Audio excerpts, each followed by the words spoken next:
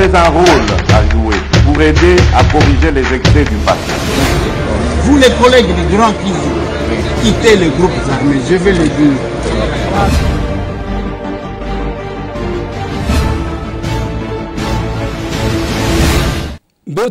Bote lisusu bandeko nanga bino bandeko oyangai masolona depuis ya mukolo mwalelo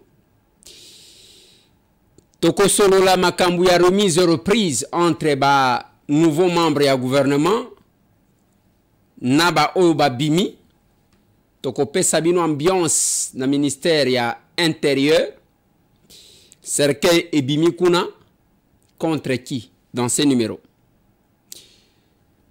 Jean-Pierre Bemba Gombo P. Azue Bonganaye, il a adressé un message Nina Lobi dans ce numéro.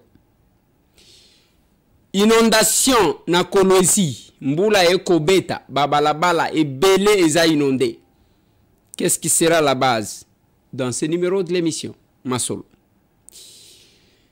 Moi Simoko Abomami na Beni na population moi Sango à Salinine dans ces numéros de l'émission Masolo. Tokobeta Masolo bande kolangai Otozalaki na Otozali. Otozalaki na Otozali, c'est quelque chose qu'il ne faut pas rater. Tokotie la bino ba photo, ceux qui totie photo, yo pesina nous réponse et kozala lokola moi test moko tokosala avant que biso to bimisa photo ya mibali. Boko yeba nani akozwa. Nani akozwa te. Et ça sera un exercice yake. Ozi photo ya mutu ya kala na ya sika. Ozi ya yo ya kala na ya yo ya sika. Comme ça ils alaka pe moko tozali ko se défouler. Aujourd'hui nous allons commencer par les journalistes. Oui, les journalistes.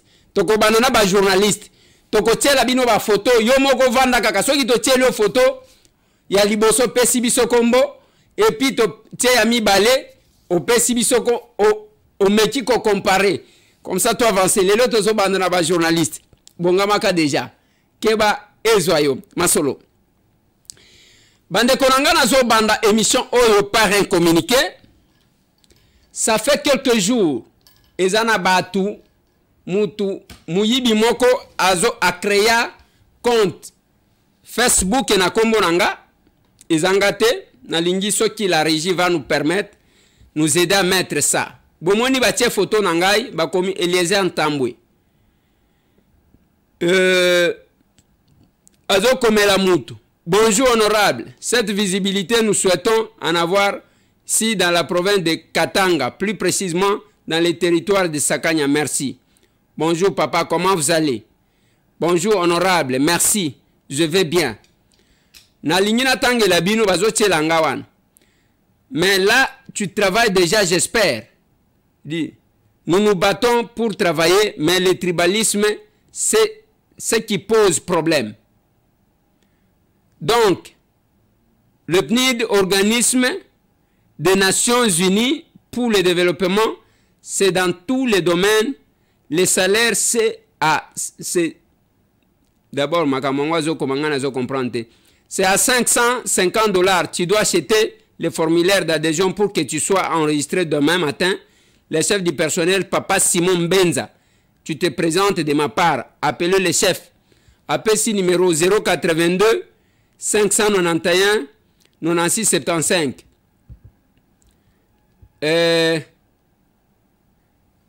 Alors, appelle si numéro wana pour que batuba ceux qui botali a kamati photo nanga ya tie zo komela ka batu ke ngai nazo tinda ka bango bazo engager batu na PNUD eza lokuta bazaba miyibi ngamoko basi bakomela nga message ya que benga biso appelé en urgence offre ya musala ayebite ngana sala kanini bazo komelanga ba message compte wana ya Facebook eza yanga te eza ba ya ba miyibi ngamoko na Facebook soki botali na messenger na komaka rare na compte nangai na komaka vraiment rare même alors soki na lingina komela mutu na kotaka na komeli mutu numéro nangai tokei na numéro de contact alors batu nyonso bazwa ni demande ya compte wana bozomona Eliezer Ntambwe oyo batie photo nanga eza yanga ite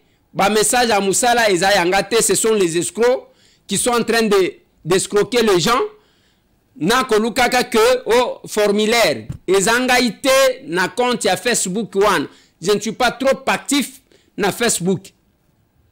Même ceux qui muto akomeli ngai généralement nazwaka numéro nanga na tindi. Natika la katena bana ko yebisaka batu offre d'emploi azo banda wana d'abord azo koma mabe pe azo loba mabe. S'il vous plaît, ceux qui ozwa demande na Facebook na kombo nangai ezaya lokuta. Je pense que c'est une précision que je pouvais donner. Ceux qui cause la possibilité à kokat extrait wana ko panza yango pour que batu bayeba que oyazo komaka na kombo ya Eliezer Ntambwe tia photo nanga ya azamu yibi baza ebele bakomela quand même ngai na ba numéro na bango wana. Ce sont des escrocs baza na réseaux sociaux. Bande konanga nazo banda na dossier ya inondation kuna na province ya Lualaba. Depuis bambula oye kobeta babalabala ebele na Kolwezi en particulier etondi bamai. Kuna bazolo ba makambo ya bakanivo ezala ba kote mususu kanivo ezate mususu pe kanivo ya Kalawana ezali bouché. C'est la même chose que nous vivons ici awa na Kinshasa. Mais na Kolwezi nazo banga eloko moko. Avec l'exploitation à ba minerai na ba mabulu wana ba kosalaka na loba na bino ke ba inondation ko bandaka kuna. Nathalie Sakibino que les Katanga bisoto viva na Katanga oyo ya batu bakoma ba commissionnaire pour piller la province. Batu ya bakare minier et pai bazo welela. Minere wana ebotaka te. Minere wana ebotaka te. Mais lokola bino ezandengo wana c'est tout le monde qui a aujourd'hui les carrés miniers. Muke oyo bakeko kabola yakato pesa yo kop. Qu'est-ce que vous allez laisser à votre progéniture? N'aborda question ya ba chinois. Nathalie Sabino que nazomona te qu'est-ce que nous gagnons? C'est ainsi que j'ai proposé à l'Assemblée nationale au cours de cette session parlementaire. Ngai na salaki en débat, mon intervention c'était sur le point 6 et à calendrier électoral. J'insistais que nous devons revisiter, évaluer les accords, tant sur le plan économique que militaire. Mon intervention est là, je pense que la régie va nous aider. Honorable Président, honorables membres du bureau, estimés collègues, je vais aborder la question numéro 6, le point 6, en rapport avec les contrôles parlementaires. Honorable Président, nous avons quand même un tout petit peu inquiet, dans le sens où Tolobaka nyonso, mais des fois Tobosanaka, ce qui est plus prioritaire. Nakatia contrôle parlementaire, Uchi Kolobango, honorable président, ba collègue ba Uchi Koloba awa, ba msou bazana problème ya ba machine, seni ezo posé problème, enrôlement ba tout banrolé ba touté, mais honorable président, tozana ba compatriote ba moni ata possibilité à comment la machine wana te pour se faire enrôler. Honorable président, Nazo proposé que la priorité de cette session, que ce ne soit pas Kobenga Seni Aya Awa, honorable président, que ce soit une plénière qui sera consacrée à l'évaluation des accords que nous avons signés avec d'autres pays, tant sur le plan économique que sécuritaire, honorable président. Honorable président, les lots nous sommes bêta masolo bêta parce que le Congo existe. Ce qui totali accord oyo basala sur le plan militaire, sur le plan économique était, honorable président, n'a évité ce qui m'a pronommé en lola. Honorable président, ngai nazo senga, et aussi à mes collègues députés, tout le monde a capté que Makambwezo Salimana Est, c'est notre pays qui est en danger. Les élections, nous allons les organiser parce que le pays existe. Sans l'existence du pays, les élections n'auront pas de sens. Totika Kozalaka ba égoïste à réduire le Congo à Kinshasa. Je suis élu de Kinshasa, honorable président.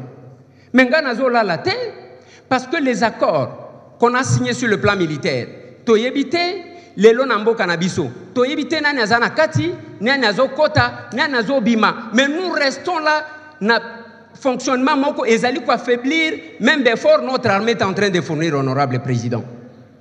Voilà pourquoi, honorable président, ngai nazo senga à notre bureau et à mes collègues qui me suivent que il ne faut tout mon que oyo salema wana ezaya batu mususu etalibisote balobaka que ce qui est zuichaku ndeke ko sekate. J'ai aimé les adages ya collègue Bolio oyaye awa. Autant zali ko illustrer ndengeni ni biso ba député tous ensemble, autant il faut tous appeler au sérieux cette population là qui est en débandade à l'est du pays. Je me demande, honorable président, ce qui tozu en priorité tel l'aspect sécuritaire, tokozwa kanine, même awa na ouverture ya session au pesibiso ba précision même na Kinshasa awa na Maluku batu bazakuna. Mais tout ce que nous voyons, que machine est tombée en panne, oyo asali kuna, mais ba oyo ba komona yangote. Et nous oublions, honorable président, que ba carte oyo ba tuba kozo, izaka carte d'électeur te, quelqu'un peut ou ne pas voter après avoir pris sa carte, mais ça fait office à carte d'identité, honorable président. À ce stade où nous sommes, c'est cette population-là. Oyo to lingi to monake bango bazaba tuté oto kenda élection yumbi ezalakate beni ezalakate butembo ezalakate, c'est comme si on ignore totalement l'histoire de notre pays et ce qui s'est passé. Ici il s'agit d'une guerre d'agression, honorable président. Honorable président, ce qui est le kotokobenga propagande ezako défendre mboka, j'accepterai. Honorable président, nazo suki sandengo lobby. Pour moi, la situation sécuritaire n'est pas l'accessoire. La situation sécuritaire, c'est la priorité des priorités. Si vous donnez trop d'importance aux élections, moi je donne trop d'importance à la situation de notre pays et de notre patrie. Je l'ai dit, honorable président. Nakolobawana, ezalaki des fois tozo bendana. Parce que des fois makambubiso tozo mona, ezate mutunyo swazo mona yango. Nous devons tout évaluer. Et je l'ai dit la fois passée. Que bandeko ba chinois o bazo lukela biso ba problème. Bazo mikumisa koma bango baza ba investisseur à liboso, bangager ba to belé comme si ba futaka bango ba million. Ngana ebité ba employé ya ba chinois o bazo akambongo ebelé. Ngana ebité. Et bima lokola ba tu bazo comprendre te. Lelo ya liboso eza contrat oyo. Contrat oyo tozanango na ba débat mikolo oyo. Toko évaluer yango. Yango wana contrat ebimisi ba makambo ebele. Lelo même Jules Alingete azo fingama pona contrat wana. Bao ba se retrouva kana biloko ya mike mike les commissionnaires. Bao ba sala ka ba prête non. Bango ba to liboso kotinda ka bato. Quand j'avais dénoncé à son temps les contrats, il y a que bisika tozo kene na kena même ko déposer une question orale avec débat. Batu ba comprenate. Les fameux ambassadeurs de la Chine qui étaient ici, à Tretanga Indenga Lobaka, comme sur les réseaux sociaux, Batuni, et Belé, Mito et Beba Bazalaka Kuna, Bakotelier, Bazoloba, Souka, ambassadeur Wanakei. Mais c'est Tango est resté. Et Tango Azola Kabatu, je ne sais pas si la régie va toujours nous rappeler ces images-là, parce que des fois, aussi quand je parle, la régie ne suit pas. Bon, monaka bango, moi je n'étais pas au pays. Dans le restaurant, tout le monde a président Sénat. Bati Lukwebo, tout le monde l'actuel VPM ya économie Vital Kamerhe baza kuna. Tango azomi kumisa sur le plan international. Les occidentaux bazo estimer que non biso donc bazo brandir biso ndenge nini ils ont récupéré le Congo. Ba conséquence ebele tozo subir yango wana. Boyo kaka un haut responsable. Un haut responsable ya États-Unis aye awa to yambie malam akomi na Rwanda lobi ke l'interaction entre biso na ba Congolais na pe entre biso na ba Rwandais ndenge mon côté.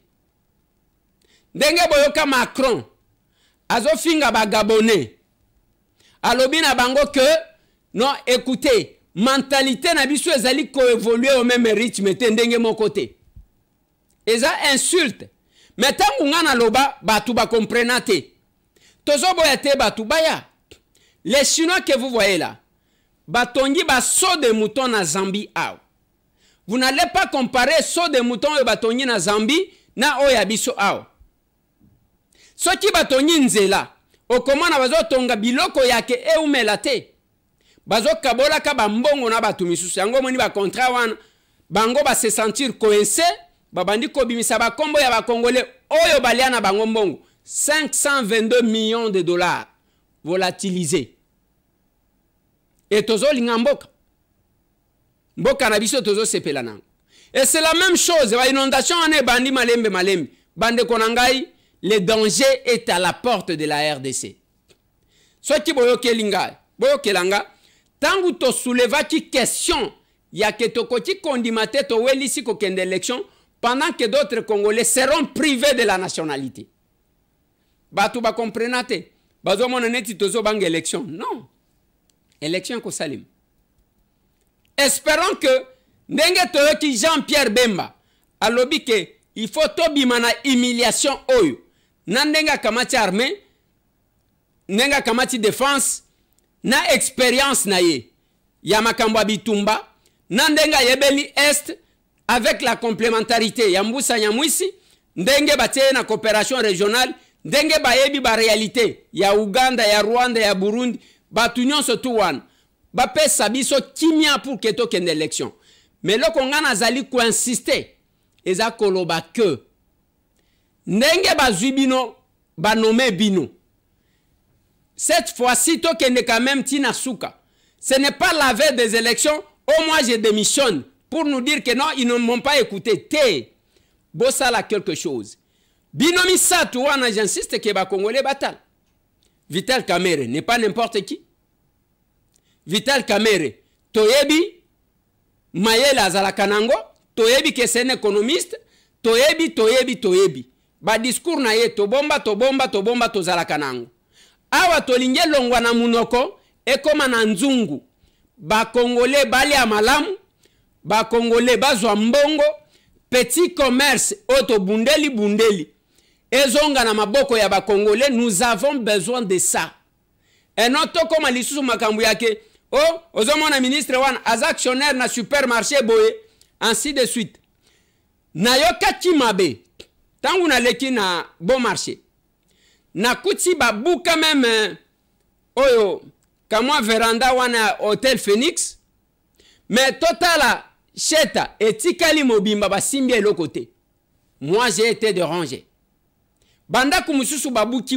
Pourquoi 2 poids 2 mesures? Bande konangai. Ezama kamutolobaka, parce que si je ne le fais pas, nana kosala, je suis le représentant de ce peuple-là. Victime yaba acte belé. Mais awalelo gouvernement, basali remise et reprise. Jean-Pierre Bemba Gombo a adressé un court message naba congolais que je vous propose de suivre. L'heure n'est pas au long discours, mais c'est plutôt l'appui de tout ce que je sollicite, ici et maintenant, afin que tous ensemble, nous assurions l'intégrité territoriale de notre pays, restaurions l'autorité de l'État et essuyions cette humiliation. Que vivent les forces armées de la République démocratique du Congo. Que vive la défense nationale. Voilà. Boyoki maloba na ye. Pour ça, na biso ezaya ke tobima na humiliation otozana. Oyo gouvernement tobenyango gouvernement béton parce que batie ba poids lourd et que ce poids lourd là ngai nazozonga na passé ya mutute na koloba te ke oyo asala boy te ba vidéo ezobima d'accord ba photo ezobima d'accord mais ce que moi j'entends de ce gouvernement c'est la réponse va travailler de sorte à ce que va confondre batu va sentir que il y a les gens qui sont là mais ce qui to okene na système ya ke tosi tozui bomengo après on présente la démission que je n'ai jamais été politique wana toko bundi sango mais c'est Tambo le dit tous les jours yango nga zoloba nasuka bo démissionner te pardon parce que toyebi ba stratégie. Quand j'insiste comme ça, je sais pourquoi j'insiste. Baoba mesana kolanangai ba yebi que tango azolo baloba ndengo anasoki azoyo ka solo ya eloko moko. Ezaka soloté. Ce qui se dit la nuit, biso batambo te yokakango.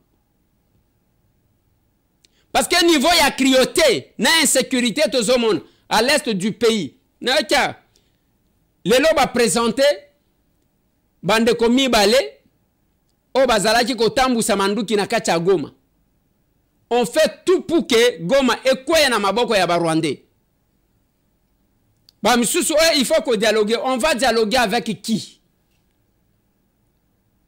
Naloba si c'est entre ba Congolais ba lingi ba solola. Personne ne peut interdire. Ce qui est à solola na ba agresseur. Oyo ba zoya koboma biso sans que to sala eloko. Non. Je ne suis pas d'accord. C'est mon point de vue. Lelo na beni babomi mwasi moko. Mwasi wana babomi ye balobi azandoki. Babomi ye kuna na Ngongolio na komine ya Mulekera. Mwasi wana auta epana bangweza na ringette. Et bazo soupçonné ye ki azandoki. La sorcellerie n'est pas reconnue na loi na biso. Et population ba beti mwasi wana jusqu'à le tuer.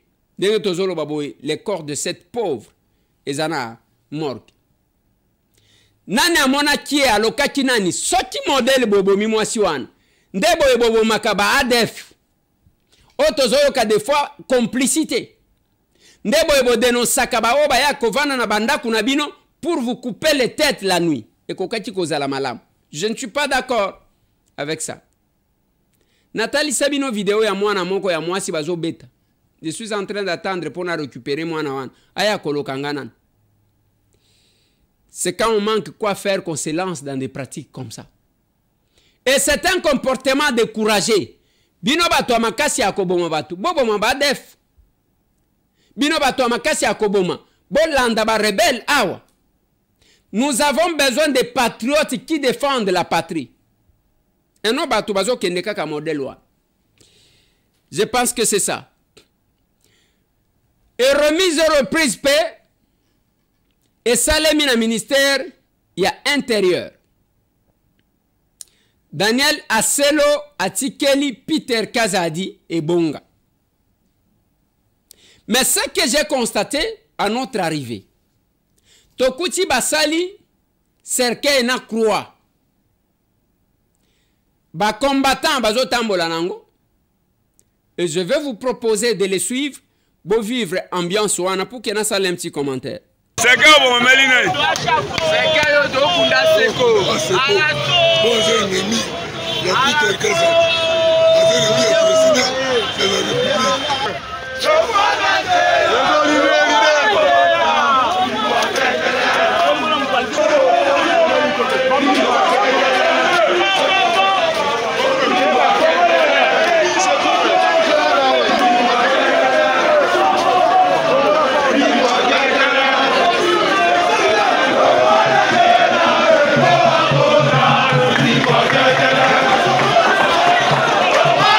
base ezosala mosala yango base c'est dit muzoba nyonso esili muzoba esili en tout cas topesi na lulongonia matondo mingi na ndeko na biso nani Daniel Aselo ex ministre ya intérieur na musala dans mauvais service au rang de république lelo tomoni to ya kulune mati lelo tomoni to ya insécurité et mati na régime na biso le peuple d'abord toyebi te soki idée wana soki yango wapi peut-être yango omoni keno na même idéologie wana ndeko na biso ya Kamina ndeko na biso ya Kamina Jama Kabunda akabunda omoni na bama kwini oso oyo ya bande kozala direct kena na yo asalaki omoni keno ndeko Peter Kasadi le peuple atelemela ki yango tina suka lelo tozomona keno so ya ndeko Peter Kasadi so ya ndeko Kabunda eza na prison lelo ndeko Peter Kasadi asala trop donc c'est un modèle pour nous et surtout biso jeunesse photo aspirer et donc asa moko ya ba inspiration na biso jeunesse ba oyo tozala lutte donc yango wana tozosenga na ye asala musala kitoko kaka ndenge bakanisa biso population ezali wana esengo pourquoi yoko bundela intérieur ya Congo intérieur ya Congo ezaki ya okufa na makambo tout oyo tomonaki na la police na ville ya Kinshasa tomoni ke la police ekufaki na etaki tomoni maître Peter Kasadi Kakonde aye kotelemisa la police na biso ya Congo mobima surtout na ville ya Kinshasa donc osenga mpe na ye surtout na ville ya Kinshasa asala effort kulu na esila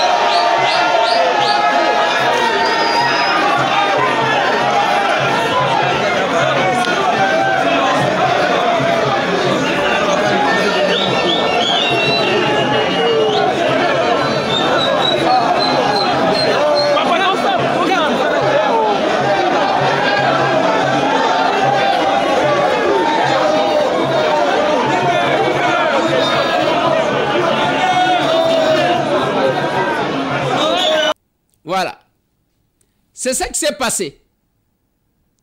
Mais maintenant, je me posais la question. Oyo abimi, moi na UDPS. Oyo akoti, moi na UDPS. Qu'est-ce qui fait que moi na UDPS abimi, moi na UDPS akoti, mais ba membre ya UDPS les combattants basala cercueil pona kokende kokunda oyo abimi comme si et sali entre bato à partis différents. Donc il y avait un problème. Moi malaise ezalaki na kati ya libota. Yango nga na lobaka na batu soki ozwe bonga komona teke eza suka ya mokili. Ozaka ka locataire un jour okozala te mais okozanga kotala ba oyo ozaki kokupe te na misu. Il y a des choses que je constate. Na bande ko bazo kende na gouvernement, ça ne coûte rien ça. Ya koloba peut-être kozala l'aise. Ici je dois saluer mon frère Sylvain Mutombo. Sylvain Mutombo à l'équipe ministre. Je me rappelle à l'époque aya epananga nanda kunanga na mwasi na yeto vandati 1h du matin. Même ceux qui a benjo mon frère ça va. Et bato bako reprocher makambo bako reprocher mais je vois quand même que mutu a bungisa kibo motote. Parce que vous avez un poste de responsabilité eza yangote. Eza kaka ebonga ya l'état au Kolongo à tout moment. Ça ne sert à rien de manifester l'indifférence. Gana tuna kabatu. Je suis député. Natambola kana mandu kiboete. Nasala kasoki ndenge nini te. Mais je vis na lobaka na batu. Et pas nangai c'est le rare résidence ya ba député au batu bayaka akuta ka garde te. Akuta ka garde te. Ça n'enlève rien sur ma qualité de député. Un député, c'est qui? C'est un simple représentant ya peuple wan. Lelo Daniel Aselo, babimi selie cercueil. Ce n'est pas normal. Et puis, bato ango babimi si cercueil, bato a famille politique naye. Je n'encourage pas, mais c'est un sujet à réflexion. Comment muto koti UDPS, oya bimi UDPS, mais cercueil e bimi pona nini? Pona kokunda nani, c'est-à-dire yo carrière politique na yo sil. Mais s'il n'a pas bien géré aussi son mandat, même ce qui élection yé, ako kendebo ya échoué, ndebo e batu bakufaka politiquement. Mais membre du gouvernement quand il échoue aux élections, quand même mutuana, il faut kotala ye malam. Vous avez l'argent, il y a qu'on répondre na ba besoin ya batu. C'est vous qui avez l'argent de l'État. Ne fût-ce que kosala quelque chose, géopolitique est poussé yo banda ko bunde la batu na cadre ya conseil de ministre pour que makambo sale me parabino tala ndenge ne mwanante mi kolonio so akobele la kabino okosale lokote bokozwa ba poste mais anyanya wanyanya. Chaque gouvernement va kosala mboko yo ba tete la minene bazanga kate les grands poids lourds balotundu la bache okitundu ba mende ba tete la minene bazanga kate. Alors normalement ce qu'on zimbongo la première chose au développer terroir na yo so ke kotala sankuru sous-développé mais ba tete la bazoya konsuba ndako na Mbanza Ngungu na Matadi na Kinshasa au Congo central kuna na sankuru epa na bango eloko mokote tozana mentalité mokote tozana mentalité mokote. Maintenant likambo yebite yango yo ke nzambe apesa mabele na bakongo po ba développer yango. Nzambe apesa mabele ya Kasai na baluba po ba développer yango. Nzambe apesa la mongala na bangala po ba développer yango. Tangu bozali ko kima mabele nyonso na ko ya ko sopana na bakongo banani ba ko développer mabele nzambe apesa bino. Soki na yebisi bino vérité bomeka ko construire pas na bino ye alingo beka na biso to ko boma ye au moins différence de mentalité. Mais soki balobi na bino e balobi c'est la même chose na zolo bana Kasai. La Bible les a vendé libango muto akosomba ndaku na ye ya liboso terrain ya liboso akomi ministre donc ayibi mbongo à l'état pour na somba même na kuna na mbujimai parcelle les ana combien na mboka na yo kutu bakanga kama bele pamba bateka kaba bapangu te. Suffit seulement que somba ba moi tol, ba moi nini ok otongi kunate. Ça ne coûte rien. Boya ko somba bandaku ya batu basi batongate na mbongo wa muyibi tongandaku na gu moko boy ba monake ezo mérité yo. C'est compliqué. Ce n'est pas du tout compliqué ce que j'ai dit. Ce n'est pas du tout compliqué. Yango bomoni même lobby, je vous ai mis les images. Tangu na kei na ba électeur, pas seulement nanga, oya lukunga, na kepe na ba tu ya Moamba, je ne suis pas élu de Moamba. Mais na loba na bango ke ngana sala ka démagogie te na koya koloba te, na komema bino et pas ba o basali saka misala et pas ministre. J'ai pris rendez-vous, ça m'a pris beaucoup de temps parce que de 12h, tu es kobioma presque 16h. Na memi batoua. Nathalie Sibang. Je dois dire merci na ministre Alexis Guissaro pour sa disponibilité. Ce n'est pas batia yo kaka bonini et mutongo zo boudé c'est un élu. Ba o batia kabino. Toko bamba yo pe na se o kwei loko la ministre à l'économie. Vous savez que nous avons cette autorité là. Tozo senga ba o ba koti ezala malam. Et na senga kape ba collègue nanga surtout ba eli ya lukunga toza 14. Likambu ya ba érosion otoko simbana ba eli ya Kinshasa. C'est le moment de travailler pour ce peuple là. Tosalaka D10 à l'époque. Yango esukaka na kofongolisa procès à 100 jours ezabiso. Bisonde tosalaka D10. Tobandi ko chita. Et yaka ko komandenge kumakawan. Nous avons joué notre rôle. On ne va pas rester là. Er y a ba élection do bani ko afficher ba photos au seka. C'est comme si pendant le mandat aux ko sekisabatu. Nous avons été avec ce peuple là, nous continuons à être avec eux. Et ça n'a pas tout récupérer à Kabaction, vous allez récupérer, il n'y a pas de problème. Mais vous êtes aux salles.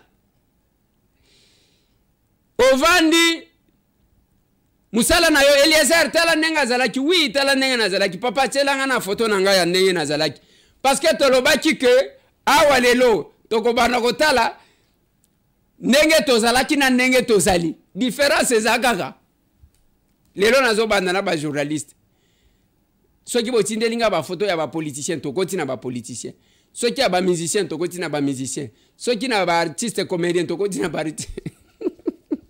Allez, la première personne, mais c'est Tambwe. Voilà. Papa chata misato, o panza yam. Sikoyo. Tota sikoyo ya sika, sikoyo ya Kindeko Eliezer sikoyo. Il y a honorable. Allez. La deuxième personne. Tokozo Moutounini. Rachel Kitita. La deuxième personne. C'est la gana Rachel. Nasaji ko luka photo moko mais oh na zwikaka. Oh Steve Wembi atinde lingai. Tozozo oh Rachel Kitita ndongo. Voilà. Tchelanga sko yasika.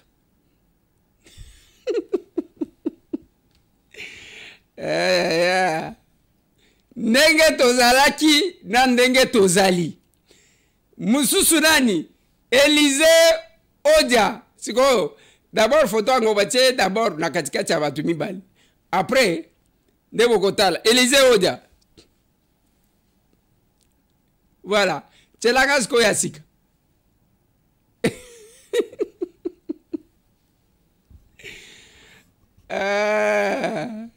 Natema simi bali fona nazo mwana mobali. Tozozwa Jean-Pierre Kayembe.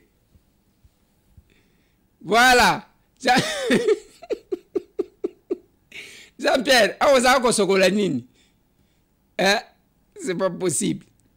Allez, botasko Jean-Pierre Yasiko. Ça c'est notre passage. Nalinga kutuna tshela bino moko tozaki na Jean-Pierre Kayembe. Na Joël Kade na Roland Yiso sur le plateau nazo lukela bino na kotiela bino par la suite parce que mikolo yo eza soki omoni photo ya mutu akala otindeli ngai okomeli ngai na kombo na ye comme ça tokotia. Allez totia mususu ya mwana mobali Pichu Mulumba tala ba vie claire wana za na faden Allez. Pichu siko ya sika. Okomona ye d'abord na kilota za soki na poto, soki wapi. Pichu, parcours. Allez, tozonyi côté ya bala basi siko. Solange Kwale. Pifo. Allez, Solange siko ya sika. Voilà. Voilà. Kwale. Tozo musu tokozwa nani? Jolie Dioka. Allez. Siko Jolie Dioka siko na plateau de télévision. Voilà, c'est notre parcours. Mususu tokozwa nani? Tozwa Joël Kadenanga. Oh, mon colo va publication siko.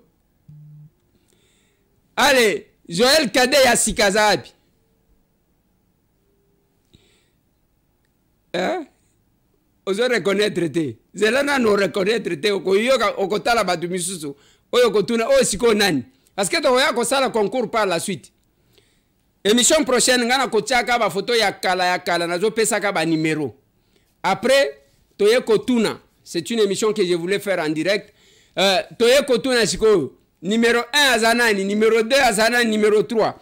Allez, tozo mususu. Thierry Kambundi. Star ya Top Congo. Tcheranga Thierry. Awa Thierry ozaki da ifasike. Allez, Thierry siko Thierry Kambundi, star ya Top Congo FM.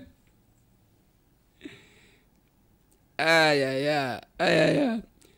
Eza koloba que soki omoni mutu. Comment na ye kaka lelo te. Qu'est-ce que je vais passer comme message? Na rappel one. Donc la leçon à tirer na ba photo wana eza koloba que soki omoni mutu lelo akweya na mabele te. Azana parcours. Abanda isika moko boy. Okomona biso ezandenge moko te tozalaki. Alors ça ne sert à rien de passer le temps à dire voilà, boyebi nenga zalaki. Te awa toko bana mikolo nyonso nazo pesa bino numéro ya kotinda ba photo, ozwi photo ya kala. Ezala ya politicien. Ezala ya musicien. Ezala ya papa olingi ke osala ye surprise. Ezala ya mwana olingi osala ye surprise. Otindi photo na ye ya kala. Na kombo na ye na plus 243 800 non. Wana ezo posé moi problème. Zelana pe Sabine. Ouais, botinda kaka na oyo plus 243 998 311 332 plus 243 998 311 332 otindi photo na kombo soki eza ya star moko ya presse obakiseli biso soki eza na musicien moko ya munene opesi biso soki eza ya politicien nazo bomba naza déjà na ya quelques acteurs politiques hein?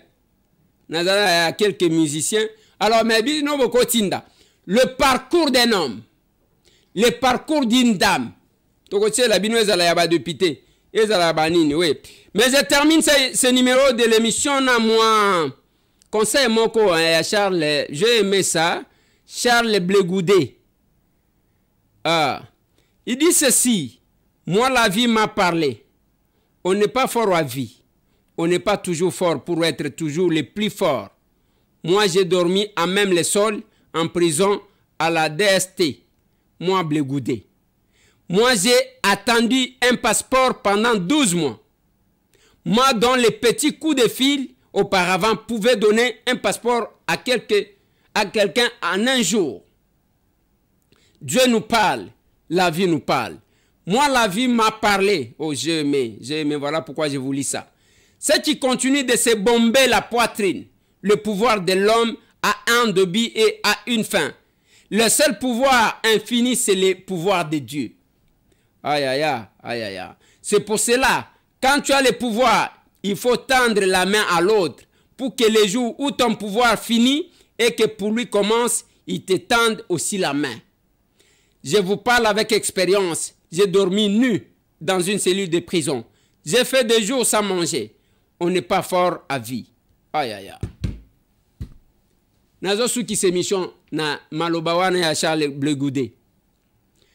Mwana mobali wana alobi ke bazalaka makasi te vi mobimba. Alobi ndenge nini akenda kolala alala na se na prison na mabele. Sans kolia, sans komela des fois mutakala. Asali 12 mois po nazwa passeport. Ye mutu azalaki azuka téléphone a bengi ou mupatie pal. Ba pesi passeport. En un seul jour passeport webin. Donc mutu makasi pour azo pesa conseil à lobby pouvoir ya mokilio soki ozanango il faut tendre le boko pesa moninga le boko. Pour que mukolope ya kozwa pouvoir, yé pas kosala la même chose. C'est les conseils qu'on donne à tout le monde, y compris biso ba député. Ba leurs excellences, na lobi angwao. Aselo ba bimiselier cercueil. Daniel Aselo, ba combattant ya UDPS ba membre à parti na ye, ba bimiselier cercueil. Alobi pouvoir oyo longwa kateka ya nzambe. Et c'est ça. Parce que eloko mutu apesaka mutu azana makoti ya kozwa yango. Mais eloko kaka nzamba pesaka ye kaka nemto azwaka yango. Voilà. On a terminé cette émission Bandekonanga. N'oubliez pas l'échange patriotique, c'est déjà ce samedi. Na kuna na kabinda sans qu'est-ce que j'ai dit? Toko pesa bino bisika, ceux qui osana pose ya kokoma capable comme les autres capables. Yaka na kabinda 102 ou adhérer. Et kozala malamu Bandekonanga. Pona ba oto senga mbongo ya $1000 pona kosunga biso pona dépôt ya ba candidature. Même ceux qui ont nos engagements au koti ko souscrire na ba numéro kobenga biso, nous avons besoin de cette assistance. Acer chaud. Chaud. Ah voilà, il en est fini pour ce soir. Na lobaki wana joyeux anniversaire na deuxième vice-président Yasser, l'homme fort capable Dougue Kulungu. Le notable de Kassongolunda, le deuxième vice-président de l'ACER, de l'Action commune pour la République, le parti Oezolo Bissabato. Il faut être capable. C'est votre jour. Enjoy. Nekolangai. Ezamalam. Allez, tout le monde.